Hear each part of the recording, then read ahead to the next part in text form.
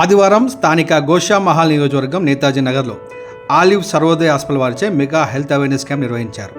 ఈ కార్యక్రమానికి తెలంగాణ రాష్ట్ర ఫిషరీస్ చైర్మన్ మెట్టు సాయి కుమార్ ముఖ్య అతిథిగా హాజరై మొదటగా నేతాజీ కమాన్ దగ్గర అంబేద్కర్ విగ్రహానికి పూలమాల వేసి నివాళులు అర్పించారు.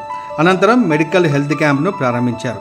ఈ సందర్భంగా మెట్టు సాయి కుమార్ మాట్లాడుతూ నగరం నడిబొడ్డున ఉన్న నేతాజీ నగర్ కాలనీలో అనేక సమస్యలు ఉన్నాయని, ఈ కాలనీలో ప్రజలందరూ నిరుపేద మధ్య తరగతికి చెందిన వారే అధికంగా ఉన్నారని, వారందరికీ వైద్య పరీక్షలు చేసుకోవాలంటే ఆర్థికంగా పెను భారం పడుతుందని, అందుకే ఆసిఫ్ నగర్లోని ఆలివ్ సర్వోదయ హాస్పిటల్ వారితో హెల్త్ క్యాంప్ నిర్వహిస్తున్నామని, ఈ హెల్త్ క్యాంప్లో ortho, gynaecology, neuro, general physician డాక్టర్లతో మెడికల్ చెకప్లు చేయించడం జరుగుతుందని అన్నారు.